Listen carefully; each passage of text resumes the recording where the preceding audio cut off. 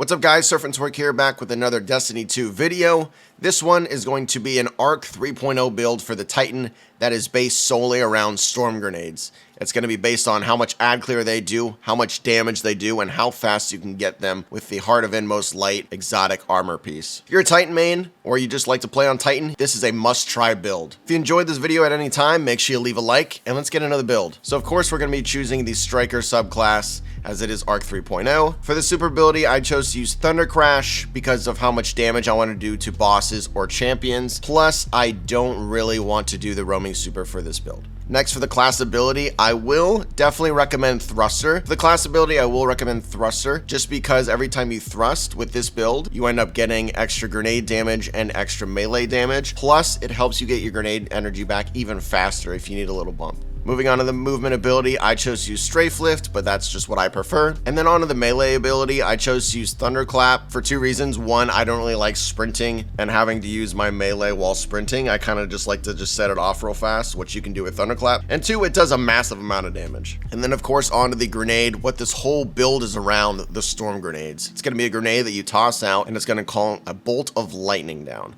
But we're going to be using a couple aspects and fragments that are going to make this grenade even more crazy. So speaking of that aspect, it's going to be Touch of Thunder.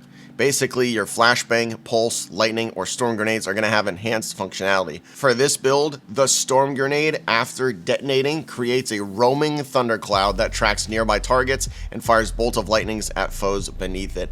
Basically meaning, after the grenade goes off, there's going to be a nice little storm cloud and it's going to chase the enemies and do even more damage. As for the second aspect here, we're going to be using Knockout. Critically wounding a target or breaking their shields infuses your melee attacks with arc energy and increases your melee range and damage for a short time. Defeating targets with melee attacks starts your health regeneration and makes you amplified. So this is the way you can kind of get amplified. Plus, the only other option here was Juggernaut, which you don't really need a frontal shield for this build. Moving on to the fragments, all four of these fragments are going to synergize really well together. The first one we're going to be using is going to be Spark of Shock. Your arc grenades jolt targets, basically meaning as they take additional damage while they're jolted, they can chain lightning to nearby targets. The only downside is you get minus 10 discipline, but this is going to be very important because the next fragment here is going to be Spark of Ions. Defeating a jolted target creates an ionic trace. So if your grenades make somebody jolted, it's also going to kill them, which also will create the ionic trace.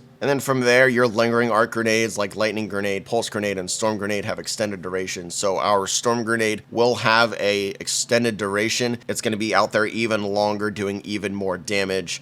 And then for the last one, we're going to choose to use Spark of Recharge. While critically wounded, your melee and grenade energy regenerates more quickly. This is basically going to be a little buff if you get super hurt. You can kind of hang back and your grenade energy would almost immediately go back. Remember, if you enjoy this at any time or it helps you out, leave a like. The dim link is down in the description, probably pinned to a comment in the comment section as well. And consider subscribing for more Destiny 2 content. Now let's get on to the stats that I recommend. Of course, in this season, and probably the season next, and probably the next season, I'm going to recommend 100 Resilience. 40% damage reduction is absolutely huge in this game right now. But next, of course, I'm going to want Discipline. 100 Discipline. That way you get a grenade ability cooldown of 40 seconds on this build. Of course, it's not going to take 40 seconds to get a grenade, but all in all, this helps out. Next, I'll be going over the armor pieces and the mods that we're going to use with them, starting, of course, with the helmet. I chose to use a plus 10 discipline mod, one Ashes to Assets mod, so you can gain bonus super energy on grenade kills, which we will be getting a lot of them. A harmonic siphon mod, rapid weapon final blows with damage matching your subclass type create an orb of power. And then the last one, we're going to be using elemental ordnance. Defeating a combatant with a grenade spawns an elemental well that matches your subclass energy type. That is actually going to be huge for us getting our grenade back. Now moving on to the arms, I'm going to be using a plus 5 discipline mod here. I'm going to be using 2 grenade kickstart mods here. When your grenade energy is fully expended, you gain grenade energy. So pretty much when you use a grenade, you are already going to have about 50% of your grenade energy back immediately. This is absolutely a fantastic mod for this build. And then the last one I chose to use was Elemental Light. Defeating combatant with your super spawns an elemental well that matches your subclass energy type. I just used this one because I really only had 1 point left and there was really nothing else that I saw that would even make sense so I just kind of threw this in there. Next up, going to the chest armor. This one is going to be, of course, our exotic, the Heart of Inmost Light. The armor perk here is going to be called Overflowing Light. Using an ability like your grenade, melee, or barricade empowers the other two abilities. Empowered means abilities have faster regen, melees, and grenades do more damage, and barricades have more hit points. Of course, we're not going to be using barricades here because we're going to be using thruster, but your grenades doing more damage is huge. Faster regens are huge as well. I've seen people online use armamentarium so they can have 2 grenades up at all time. Personally, don't think you need that because of the amount of regen we get here, and grenades doing more damage is kind of what we're looking for.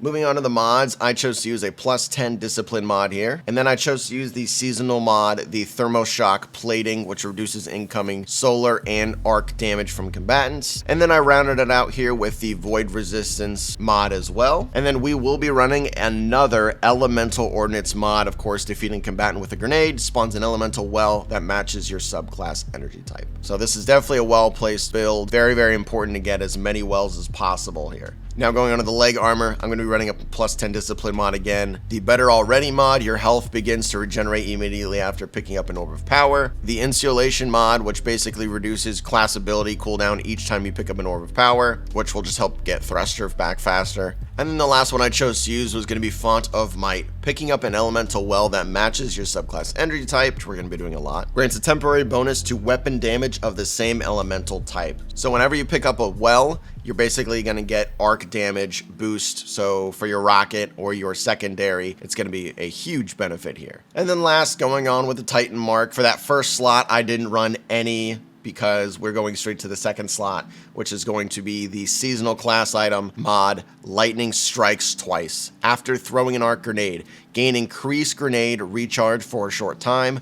Arc Final Blows extend the duration of this benefit. So you're going to be an absolute grenade throwing madman with this. Using your arc grenade is going to help you get your arc grenade back. It doesn't make any sense, but it's absolutely fun to use, and it's a great mod for this build. The next one I chose to use was going to be Bad Amplitude. Damaging a champion with an arc ability causes the champion to become jolted. I just chose to use this because if we're going to be doing higher end content with this, I don't know if we're going to be able to run GMs with this or not. I guess we'll find out. But if we're going to be doing high end content with this and we're going to be seeing champions, at least we have something to kind of defend ourselves against the champions that's not just like a gun. And then the last mod we're going to be using, thank God Ada sold this because I have been wanting this for a long time, Bountiful Wells. Elemental well mods that cause you to spawn elemental wells can now stack, spawning additional wells for each additional copy of the mod you have equipped. So pretty much that means that our elemental ordnance mods are going to be able to stack now. So for every time that procs, we're going to end up getting 3 wells from it.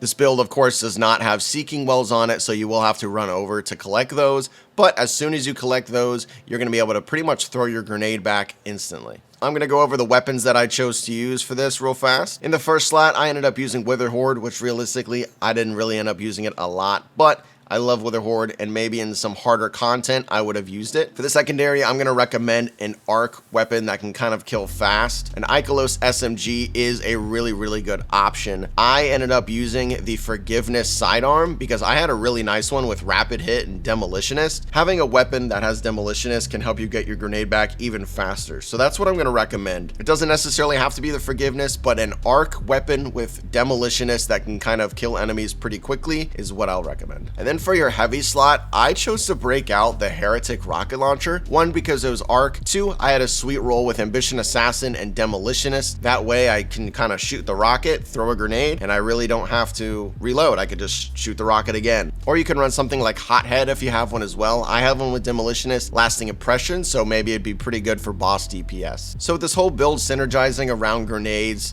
and your Heart of Inmost Light, you using some abilities to get your grenades back faster, you using your grenades to get your grenade back faster. This is an absolute insane build that is honestly a must try. When Destiny 2 first came out, the Titan pulse grenades were really, really powerful. I remember going into Nightfalls and throwing 1 grenade at a boss and it pretty much killing it immediately. And I'm happy to say that the Titan grenades now are almost just as powerful, if not better. Hope you guys enjoyed the video and found it helpful.